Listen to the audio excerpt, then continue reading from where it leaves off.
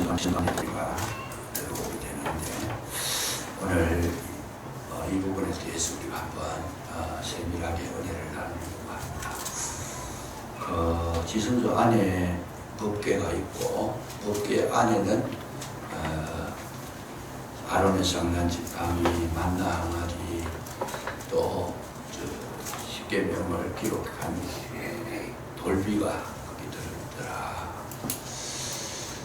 그래서 이것이 이제 신앙의 마지막인데 왜 이 세 가지를 넣어놨을까 하는 거, 이게 참 중요한 거죠. 법궤 안에 이 세 가지를 넣어놓고 뚜껑은 속죄소라 그래가지고 닭규격을 맞추어서 뚜껑을 덮었는데 두 천사가 날개를 펴고 마주보는 그런 형상을 해서 뚜껑을 만들었더라. 그걸 속죄소라 그럽니다. 오늘 이제 우리가 생각해 보려고 하는 것은 만나 항아리, 또 아론의 쌍난 지팡이, 또 거기에 십계명의 돌비, 왜 그것을 그 안에 놓았을까 하는 거. 정말 거기는 소중한 자리고 의미한 자리고 하나님을 만나는 자리고 가장 깊숙한 곳인데 거기에 이 세 가지를 넣어둔 비결이 뭔가.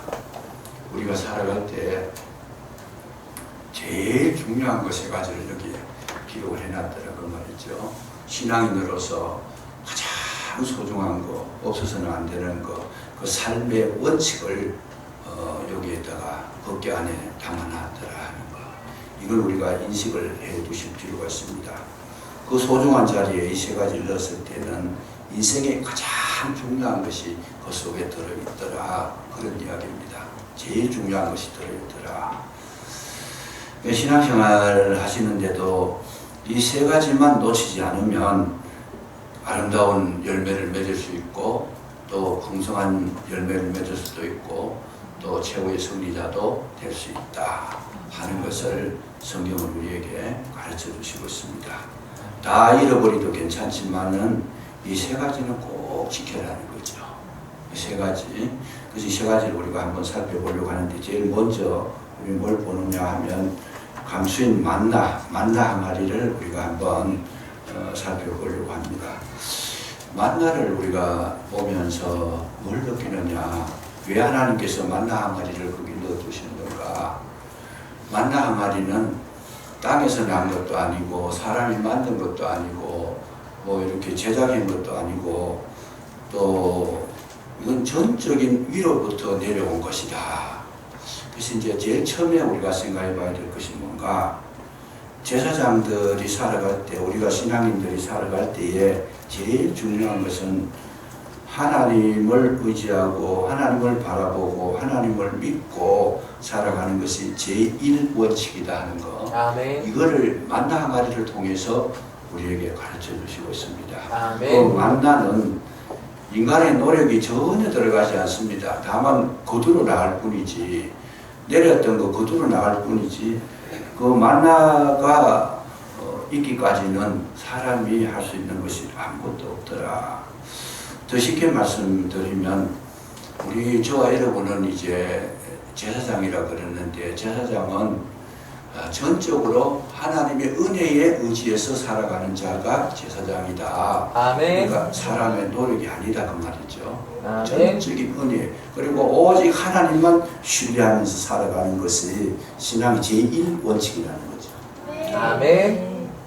그래서 우리가 이제 이 부분을 잘 생각해 보셔야 되는데, 오늘날 우리가 살아가다 보면 자꾸만 우리 마음이 하나님을 신뢰하기보다는 사람을 의지하게 되고 세상을 바라보게 되고 우리 주변에 있는 이런 것들을 자꾸 우리가 믿게 되는데, 하나님은 철저하게 그것을 건절을 지키는 것을 우리에게 가르쳐 줬습니다.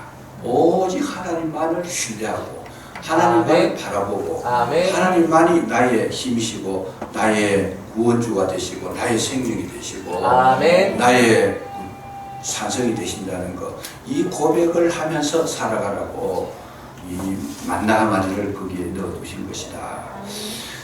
그래서 오늘 우리가 이 부분을 깊이 생각해 보셔야 되는데, 성경을 읽으실 때에 성경 가운데 제일 중앙절이 어디냐고 봤을 때 시편 118편 8절입니다. 제일 중앙에 있는 성경의 절이 그 118편 8절에 뭐라고 써놨는가 하면 여호와께 피함이 사람을 신뢰함보다 나으며 9절은 보면 여호와께 피함이 방백을 의지함보다 낫도다. 아멘. 그래서 우리 인간의 생명이 어디서부터 왔는가? 위로부터 왔기 때문에 오직 그 생명을 주신 주님만을 신뢰하고 주님만을 믿고 바라볼 때에 우리 인생이 풍성해진다, 생명이 풍성해진다 하는 것을 우리에게 가르쳐 주신 내용이다. 그 말씀이죠. 그래서 우리 살아갈 때에 계속 우리는 뭘 의지하는가? 사람을 많이 의지합니다. 그런데 성경은 사람을 의지하지 말라 그래요. 사람을 믿지 말라, 의지하지 말라. 왜? 믿을 만한 그런 어떤 힘이 없다라는 거죠. 사람은 믿을 만한 힘이 없다. 왜냐하면 아무리 우리가 사람끼리 사랑한다 하더라도 해줄 수 있는 범위가 한계가 있어요. 부모가 자녀를 도와주고 싶지만은 도와주는 것도 한계가 있어요. 내 눈밖에 나면 못 도와주는 거죠. 내 아이를 학교 보내놓고 이 아이가 무사히 학교 갔다 오기를 간절히 마음에 바라고 있지만은 아이가 중간에 가다가 잘못된 아이를 만나서 두드려 맞을 수도 있고 교통사고를 당할 수도 있고 뭐 하여튼 위험한 일을 만날 수 있는데 부모의 눈밖에 나버리면 무슨 일을 당하는지 모르는 거예요. 그냥 그게 인간의 한계. 직선거리로 아무리 눈이 밝아도 2km 밖에 못 봅니다. 그 바깥에서 일어난 일에 대해서는 우리가 어쩔 수가 없는 거죠. 사람이라는 것은 한계가 있기 때문에 의지할 수 있는 근거가 못 된다는 거예요. 믿어봐요. 아무 소용없다. 그래서 성경은 우리에게 강조합니다. 인생을 방백을 의지하지 말고 돌 힘이 없는 인생을 의지하지 마라. 아멘. 그 도모가 끊어지면 당일로 흙으로 돌아가 버리는데 흙으로 돌아가 버리면 그 도가 소멸된다 그랬어요.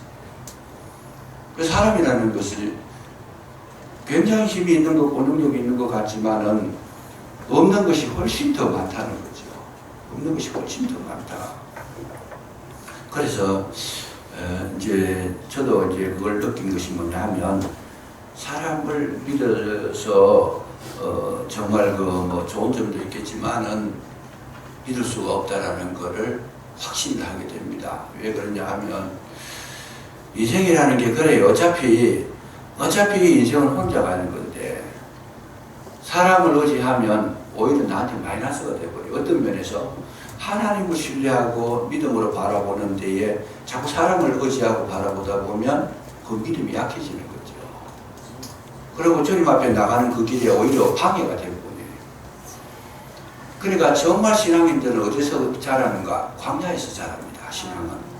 그래서 믿음의 선진들이나 또 예수님의 제자들 가운데 또 뭐 바울이라든지 또 순교사들이나 이런 사람들을 보면 이 신앙이 언제 자랐는가 하면 사람하고 같이 살 때 자란 것이 아니고 혼자 광야에 들어가서 먹을 것도 없고 입을 것도 없고 뭐 의지할 것도 없고 완전히 그냥 고립된 상태.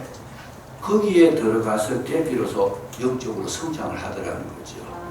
근데 오늘 우리가 이제 시대가 발전하다 보니까 바쁘기도 하고 그럴 정신도 없고 이래서 전혀 그런 데 관심을 가지지 않는데 진짜 영적으로 성숙하려고 그러면 어떻게 해야 돼요? 자기를 광야로 보내야 된다는 거죠. 아멘. 쉽게 말하면 아무도 없는 곳에 가서 정말 그야말로 음식도 끊어버리고 한 일주일 정도라도 하나님 앞에 깊은 교제를 나눌 그런 시간을 가지다 보면 내 영성이 굉장히 깊어집니다.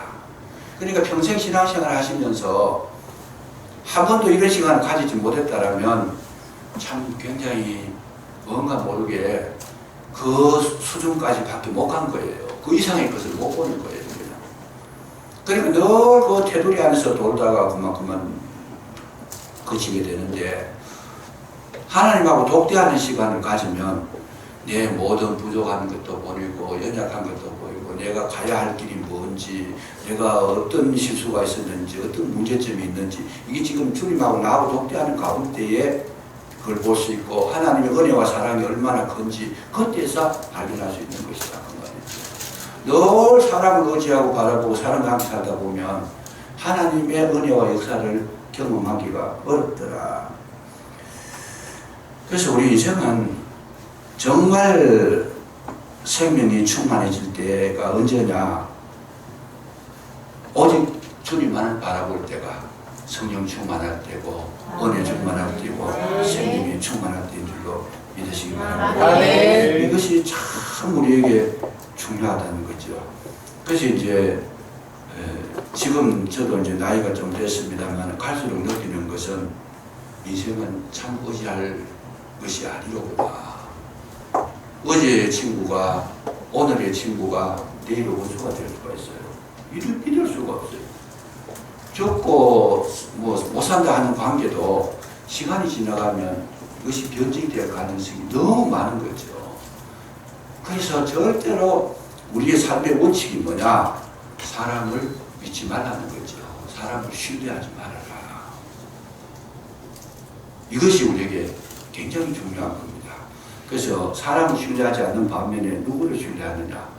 주님을 신뢰하시기를 주의 이름으로 축복합니다. 그래서 이제 이 복음성 가운데 그런 복음성이 있습니다. 사람을 볼 때, 사람을 보며 세상을 볼 때 만족함이 없습니다. 나의 하나님 그분을 볼 때 나는 만족하는데 동남동학교라 서울공학교라 그런 복음성이 있는데 한때는 저는 그 노래를 참 많이 불렀습니다.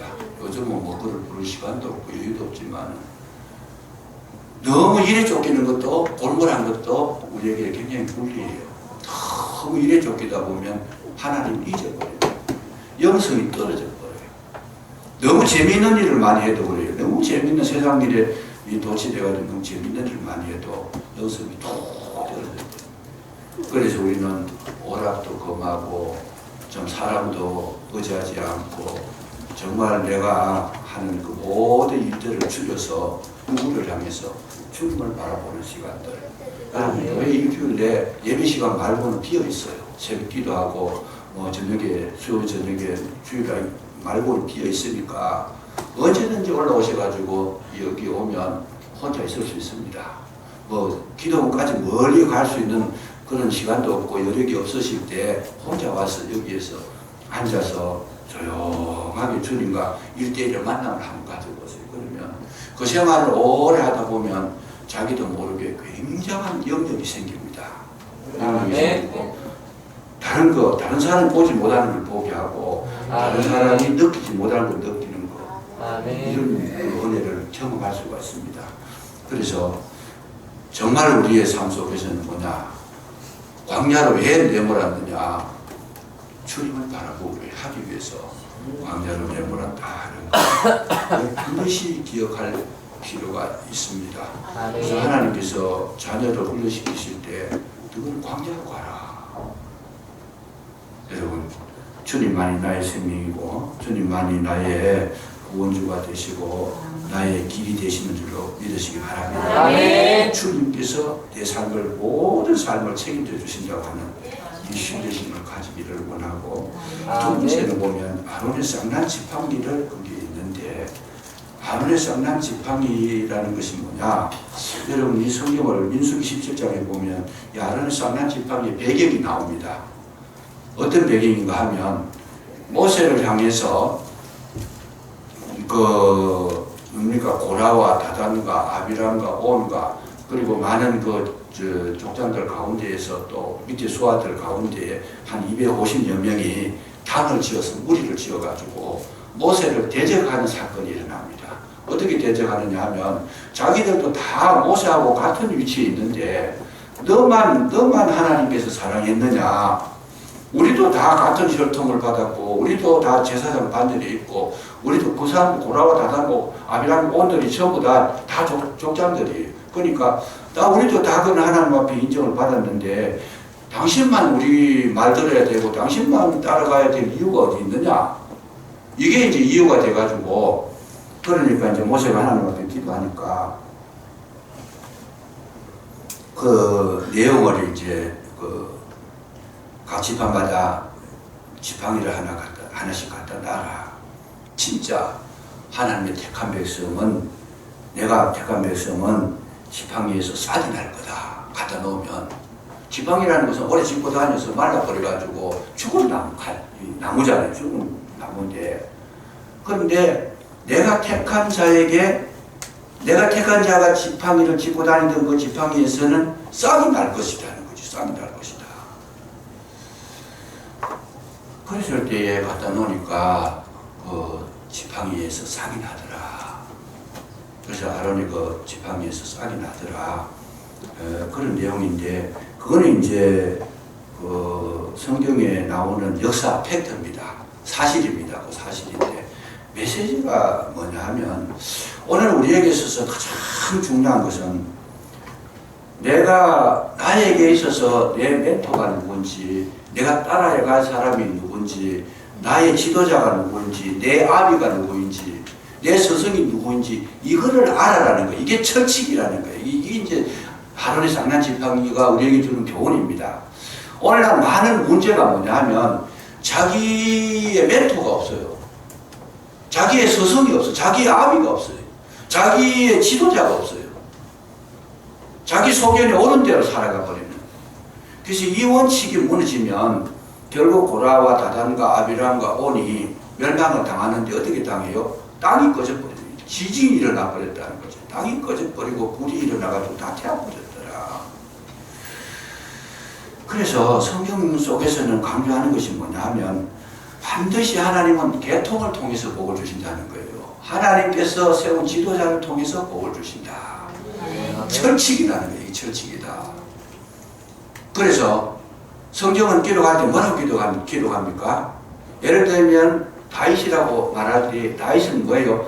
그냥 다윗이라고 말하지 않습니다. 이새의 아들 다윗, 여분네의 아들 갈렙. 성경을 보면 그렇게 기록되어 있어요. 눈의 아들 요수아. 계통을 이야기하는 거예요. 그 족보를 이야기하는 거예요. 반드시 아니고 요수아 그러면 되는데 그렇게 하시지 않습니다. 눈의 아들 요수아, 여분의 아들 갈렙, 이새의 아들 다윗. 이거는 계통을 이야기하는 거죠. 너의 아비가 누구냐? 알아라는 거예요. 내 영적 스승이 누구냐? 나를 인도자해줄 인도자가 누구냐? 이거를 알고 살아가는 자만이 최고의 승리자가 된다는 사실을 성경은 우리에게 명백하게 가르쳐 주시고 계시더라 그 말이죠. 그런데 우리가 실수하는 것이 뭐냐 하면, 요즘은 하도 듣는 데도 많고 뭐 보는 데도 많고 뭐 교회 아니라도 얼마든지 뭐 활동할 수 있는 곳이 많으니까 자기 마음대로 다녀요. 뭐 다니는 건 자유지만은 누구의 지도를 받으라? 하나님께서 세워주신, 나에게 주신 멘토의 지도를 받으라는 거죠. 여기에서 생명이 흘러들어온다는 거예요. 물이라고 다 흐르는 게 아니고 내게 흘러들어오는 물이 있어야 되지. 아니 그럼 내가에가 뭐 다 흐르는데 다 그 내 물이냐? 아닙니다. 내게 들어오는 물만이 내 물이에요. 내가 먹는 물이 그것이 내 생명이 되는 것이지. 그러니까 여기에 대한 그 믿음의 루틴이 지금 희박해지는 시대가 됐더라. 과거에는 그래도 그게 좀 지켜졌어요. 왜냐하면 리더자들이 선명하게 기준이 있어가지고 사람도 많이 안 생겼고, 그러기 때문에 지금은 막 온 상황에서 다, 그러니까 어디 가든지 다 들을 만한 소리 다 들어요. 지금 여기 가면 여기도 옳고 저기 가면 저기도 옳고 이 소리도 좋고 듣는 거는 좋지만은 진짜 생명은 누구에게서 주시느냐? 하나님은 계통을 따라 주시는 줄로 믿으시기 바랍니다. 아멘. 그래서 나를 인도하는 멘토가 있어야 되고, 나의 목자가 있어야 되고, 나의 발걸음을 인도자는 인도자가 있어야 되고, 아멘. 정말 내 생명을 지켜주시는 그런 하나님의 사람들을 우리가 알아볼 수 있어야 된다. 그래서 디모데에게는 누가 있었어요? 바울이 있었어요. 디모데가 그럴 수 있었던 비결이 뭐냐?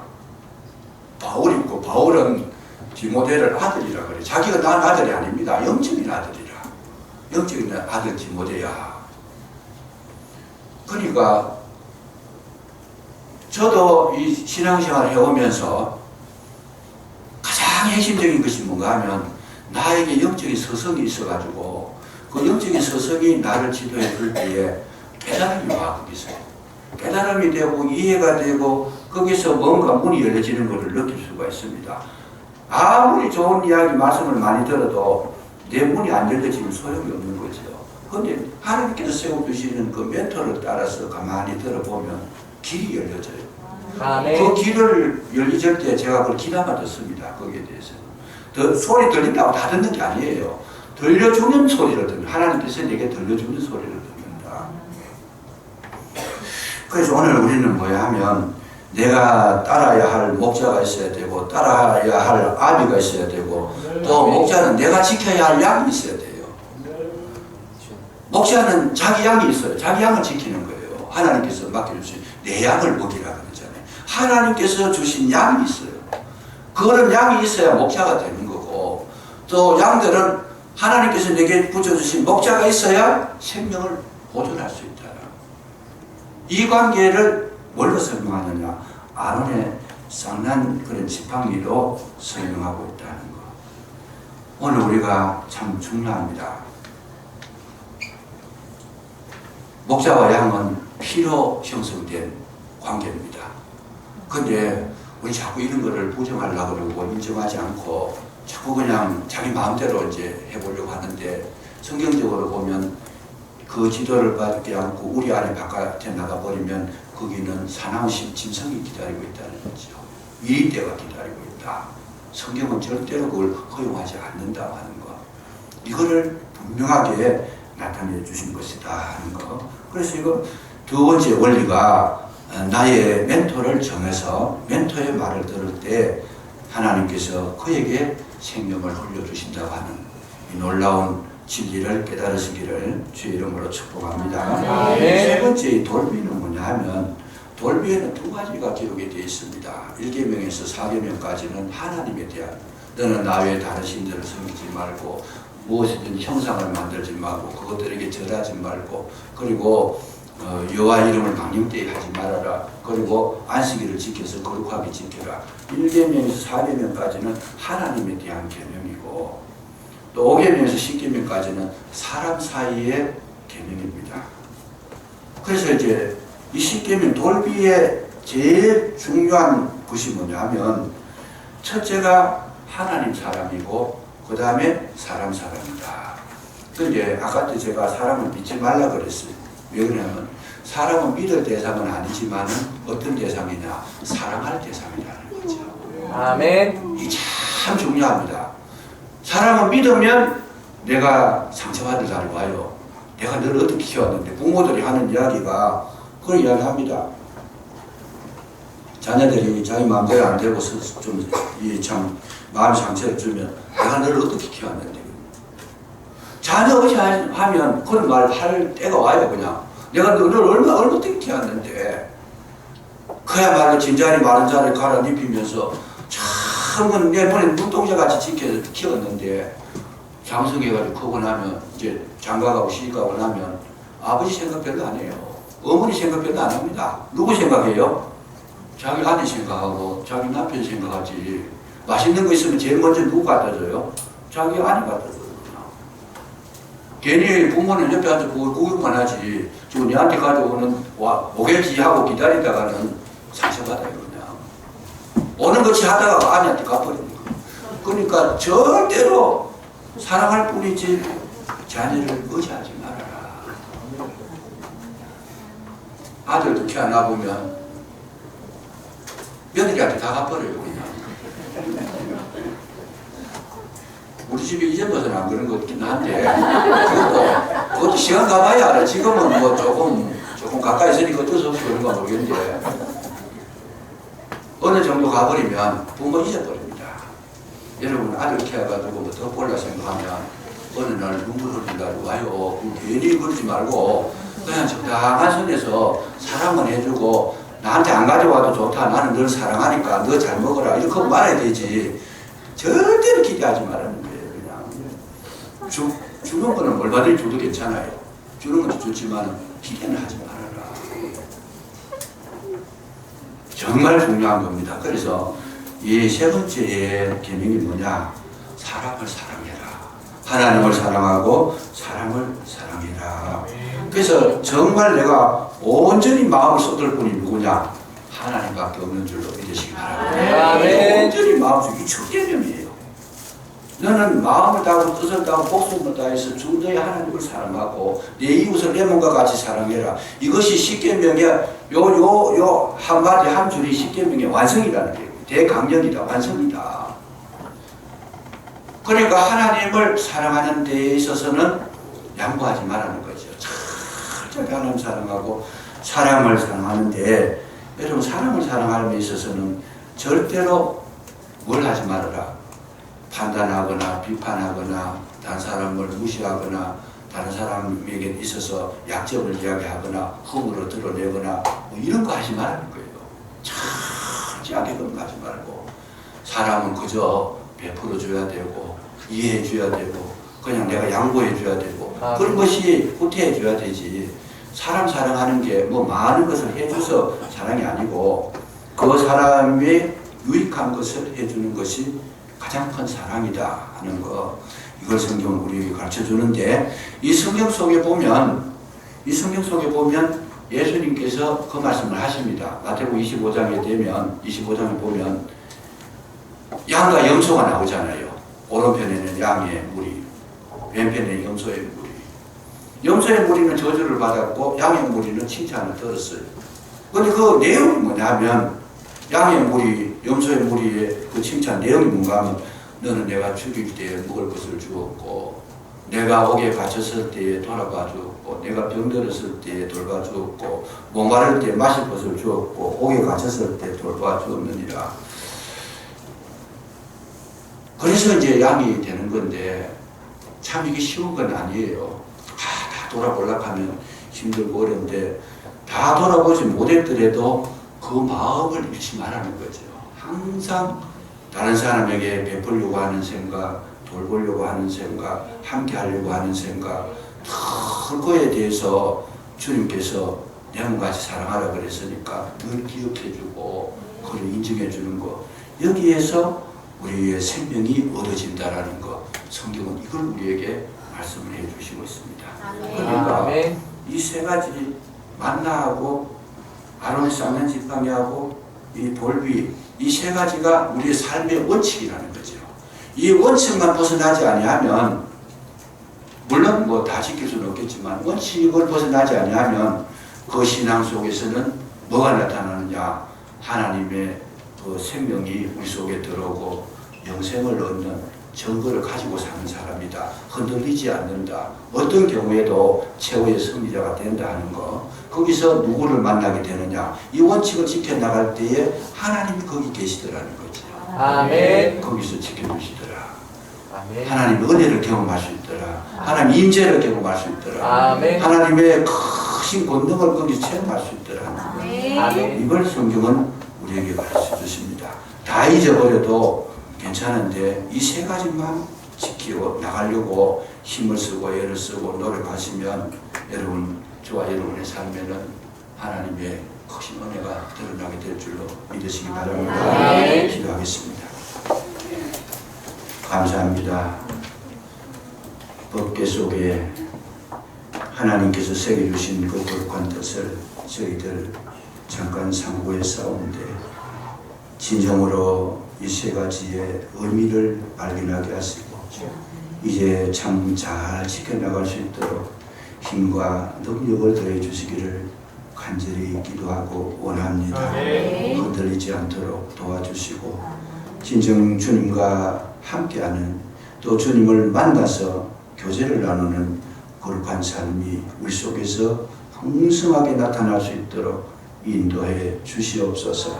우리가 약할 때 도와주시고 우리가 모를 때 깨달음을 더해 주시고 우리가 갈 길을 잃어버렸을 때에 목자가 되어 주셔서 인도해 주시옵소서. 함께 하실 줄로 믿사옵고 그리스도 예수 이름으로 감사 기도드리옵나이다. 아멘. 뜻을 정하십니다.